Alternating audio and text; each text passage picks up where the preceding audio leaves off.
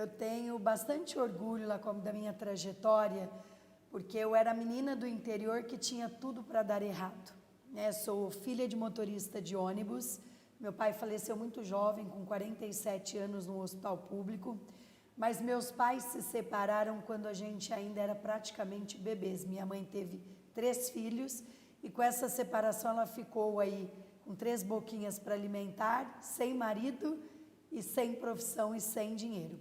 Então ela se reinventou, fez um curso de cabeleireira, montou um salão de cabeleireira na sala da minha casa e eu fui criada com o mindset de que eu poderia ser dona do meu próprio destino, que eu poderia mudar a minha trajetória.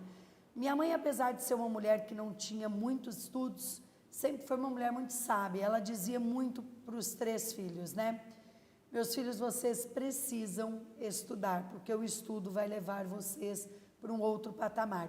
Mas para mim e para minha irmã, ela tinha uma fala muito presente que era a seguinte, que nós duas precisávamos ter a nossa independência financeira e não depender do marido para comprar uma roupa ou uma fruta diferente que nós tivéssemos vontade. E crescendo com essa independência, com esse mindset positivo, eu comecei a empreender aos 12 anos de idade. Nossa, muito nova. Muito. Aos 12 anos eu realizei meu primeiro sonho. Eu vendi uma caixa de carretéis de linha na porta do supermercado da minha cidade e comprei a minha Calói Ceci cor-de-rosa. E com isso eu fui promovida a vendedora de bijuterias da minha tia, tripliquei o meu faturamento, na época eu já ajudava minha mãe tinha montado uma lojinha de roupa, e eu comecei a fazer o magistério para ser professora. Era o único curso de graça que tinha na minha cidade. Mas eu sempre gostei de gente, eu adoro gente, eu gosto de estar entre as pessoas. Eu falo que quanto mais muvucado o negócio tiver, mais eu gosto de estar lá dentro.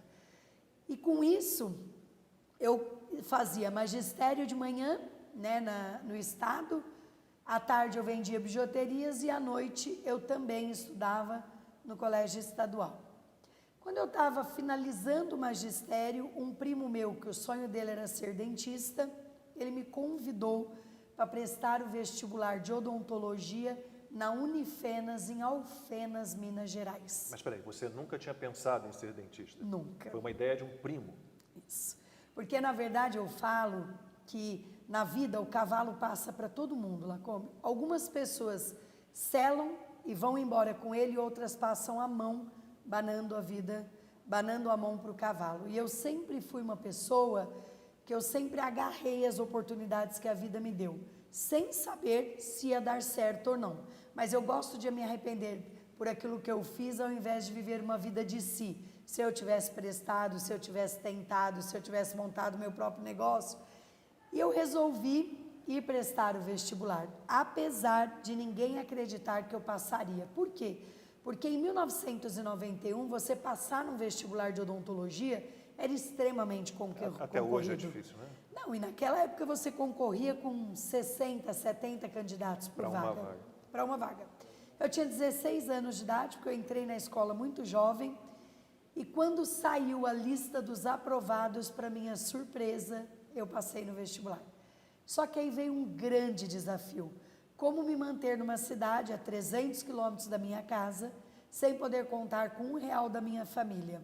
E aí eu fiz uma proposta para minha mãe, que foi a seguinte: mãe, a senhora me dá as roupas, eu vendo na faculdade, pago o custo para a senhora e com o meu lucro eu vou me manter lá.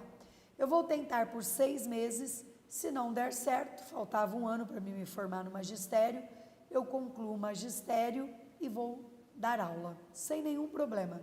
E aí eu comecei a minha trajetória de camelô na faculdade.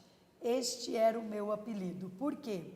Porque eu tinha sempre uma mochila nas costas e no braço, e eu fiz faculdade em período integral para fazer em 4 anos, então minha aula começava a maioria dos dias 7h30 da manhã e terminava 6h30 da tarde. Puxado. Só que ao invés de eu ir para casa, tomar banho, jantar e descansar como todo mundo fazia, eu ia para as repúblicas vender roupa. E quando eu não tinha roupas para vender, o que eu vendia? eu vendia bombom de leitinho no corredor da faculdade e cheguei a vender água também. É você que fazia o bombom? Eu fazia, eu enrolava branco, preto, só preto. E aí eu vendia e também vendi, cheguei a vender água também na porta da faculdade. E com isso, eu realizei o meu tão sonhado sonho, peguei o meu canudo preto e me formei para dentista. Só que eu me formei com um diferencial. Por quê? A faculdade que eu estudava, ela tinha um estágio que era para você ir atender as pessoas nos sítios e nas fazendas. E esse estágio durava pouco tempo.